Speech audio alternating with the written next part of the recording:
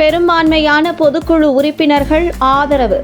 பொதுச் செயலாளராக சி.வி. சண்முகம். முடிந்தது எடப்பாடி அரசியல். அதிமுக கட்சிக்குள் நீண்ட நாட்களாக இருந்து வந்த உட்கட்சி மோதல் தற்போது வெளிப்படையான அரசியல் நகர்வாக மாறி வருகிறது.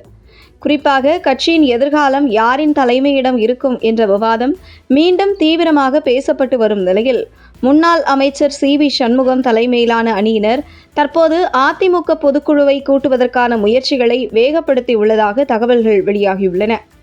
சென்னை உள்ளிட்ட பல பகுதிகளில் கடந்த சில வாரங்களாக ரகசியமாக நடந்து வரும் அதிமுக ஆலோசனை கூட்டங்கள்தான் தற்போது அரசியல் வட்டாரத்தில் பெரும் கவனத்தை ஈர்த்துள்ளன. கட்சியின் முக்கிய நிர்வாகிகள், முன்னாள் அமைச்சர்கள் மற்றும் பொதுக்குழு உறுப்பினர்களுடன் தனித்தனியாக சந்திப்புகள் நடத்தப்பட்டு அடுத்த கட்ட அரசியல் நடவடிக்கைகள் குறித்து தீவிரமாக பேச்சுவார்த்தைகள் நடைபெற்றுள்ளதாக கூறப்படுகிறது. அதிலும் குறிப்பாக முன்னாள் அமைச்சர்கள் எஸ்.பி. வேலுமணி, சி.வி. சண்முகம் மற்றும் சி. விஜயபாஸ்கர் ஆகியோர் இணைந்து நடத்திய முக்கிய ஆலோசனை கூட்டத்தில்தான் இந்த முடிவுக்கு இறுதி வடிவம் கொடுக்கப்பட்டதாக அரசியல் தகவல்கள் தெரிவிக்கின்றன.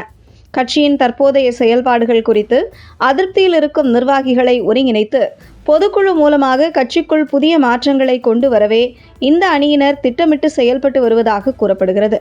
இந்த முயற்சியின் முக்கிய பகுதியாக பொதுக்குழுவை கூட்ட வேண்டும் என்ற கோரிக்கையுடன் உறுப்பினர்களிடமிருந்து ஆதரவு கையெழுத்துகள் சேகரிக்கும் பணியும் தீவிரமாக நடைபெற்று வருகிறது.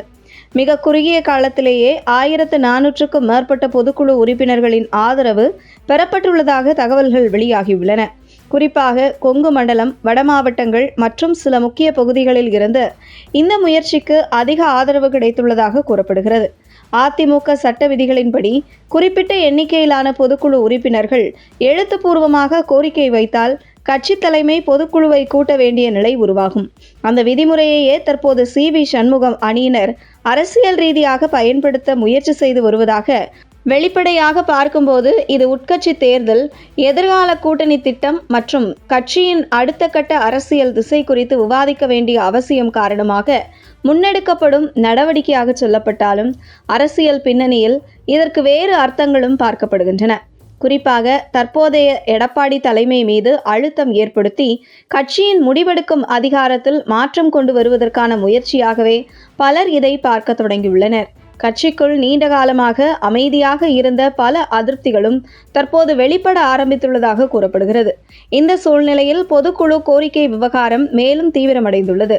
கட்சியின் அடுத்த கட்ட முடிவுகள் என்னவாக இருக்கும்? தலைமையகம் இதற்கு என்ன பதில் அளிக்கும்? பொதுக்குழு அதிகாரப்பூர்வமாக அறிவிக்கப்படுமா என்ற கேள்விகள் தற்போது அதிமுக தொண்டர்கள் மத்தியிலும் பேசப்பட்டு வருகின்றன. இதனால் அதிமுகவின் உட்கட்சி விவகாரம் மீண்டும் பரபரப்பின் மையமாக மாறியுள்ளது.